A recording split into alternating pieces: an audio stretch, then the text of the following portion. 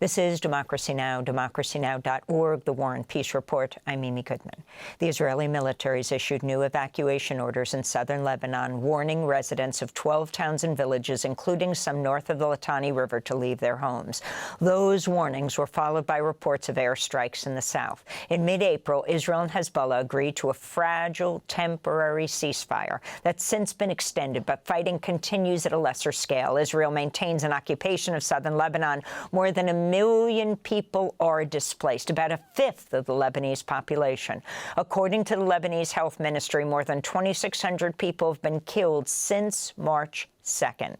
Israel reports 2 civilians and 17 soldiers have been killed by Hezbollah. In U.S.-Iran negotiations, Tehran has repeatedly said Lebanon must be included in any deal to end the wider war, a condition the U.S. so far rejects. For more, we're joined today in studio, usually in Beirut, by independent investigative journalist Leila Younis. She has family in the south of Lebanon, but joining us here today in New York. Thank you so much for being with us. Can you talk about the level of destruction in Lebanon right now, the number of people displaced, what people in the United States should understand and around the world?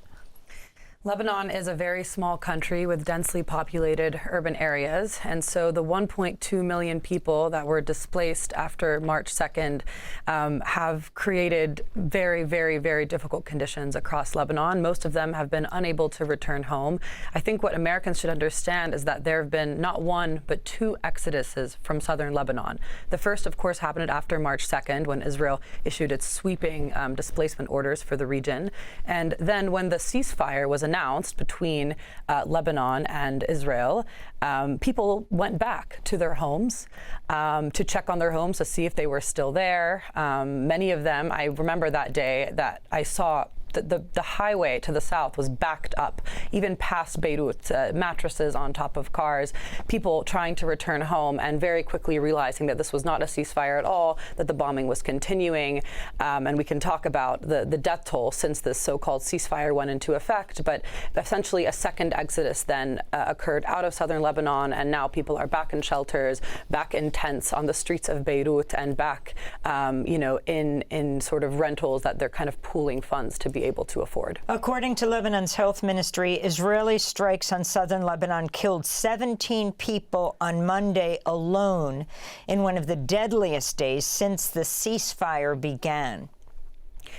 60 people killed over the weekend, then those 17 on Monday. Just today in Zalaya in the western Beqa Valley, the mayor's home was bombed. He was killed alongside 4 of his relatives, including women and children. I mean, this is the sort of thing that we're seeing every single day. And I think it's important for people to remember that when the ceasefire between Iran and the U.S. and Israel was announced, the fire stopped falling on Iran, right?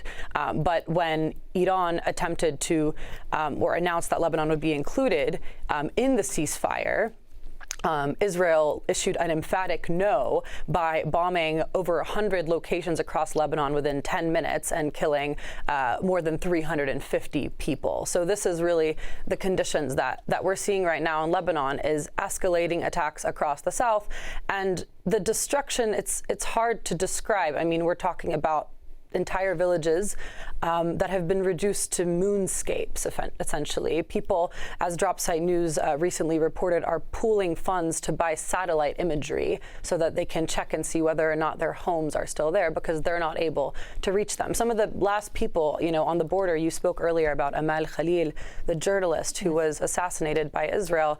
She's based in southern Lebanon. She's from southern Lebanon. She's from southern Lebanon. So she wasn't based, obviously, where she was. She was actually near my village, near the village of Bint Jbeir, where Israel was carrying out demolition operations. And she must have wanted to write about it and report on those operations when she was effectively, stalked to her destination and killed. And another thing I think that we're seeing, another pattern that's repeating, is the Red Cross being barred from reaching victims of Israeli violence. So they were barred from reaching her, and you heard that she survived the initial strike and then died from her wounds because she couldn't be reached.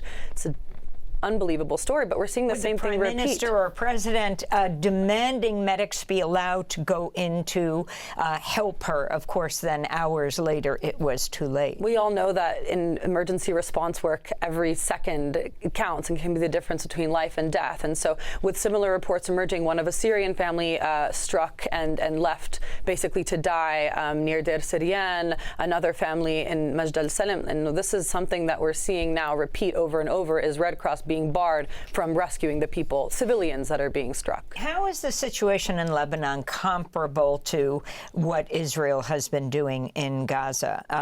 Just last week, the Israeli Defense Minister Israel Katz said, quote, "The fate of southern Lebanon will be the same as that of Gaza." Earlier this year, a senior Israeli official told Axios, quote, "We're going to do what we did in Gaza." Can you explain what the yellow line is that Israel has established? So the yellow line began, right, in Gaza when after the ceasefire that was announced there. 60% of the Gaza Strip now is enveloped in this so-called yellow line. Residents of these areas that have been ethnically cleansed there, when they tried to access them, have been shot and killed.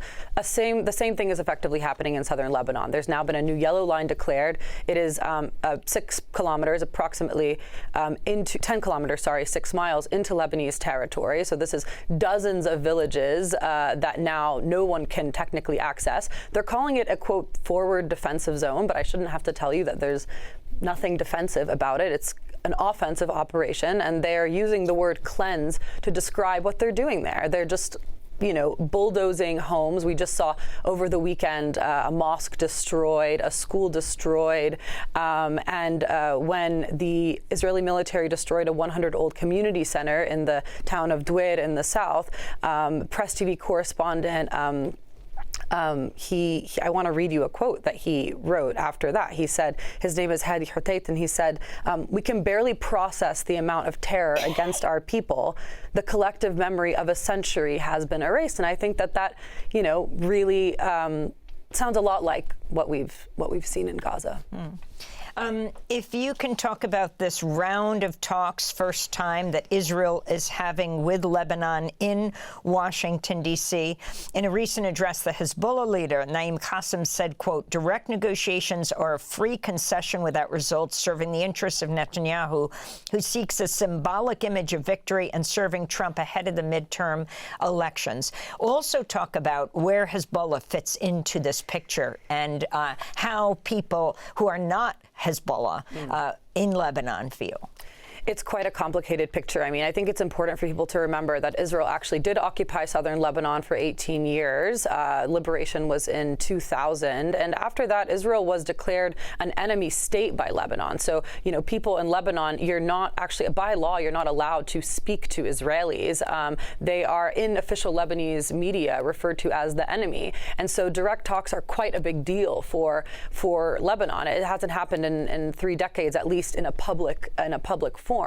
And so, to remind you what I said earlier, which is that when the ceasefire was declared in Iran, the bombs stopped falling on Iran. But, Lebanon is negotiating under fire and from an extremely weak position. We don't have a Strait of Hormuz that we can kind of dangle as a bargaining chip.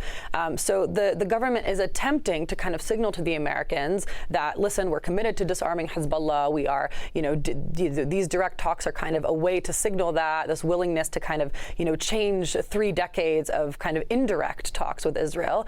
However, with Hezbollah not being at the table and announcing that, hey, because we're not at the table, and because these talks are direct, we will not be consenting to anything that comes out of them, with dozens of people being killed every single day in the South, it's hard to see these talks as anything but sort of like a background political theater while a, war rages in the south of Lebanon and in the Bekaa Valley. Thanks for watching Democracy Now! On YouTube. Subscribe to the channel and turn on notifications to make sure you never miss a video. And for more of our audience-supported journalism, go to democracynow.org, where you can download our news app, sign up for our newsletter, subscribe to the daily podcast, and so much more.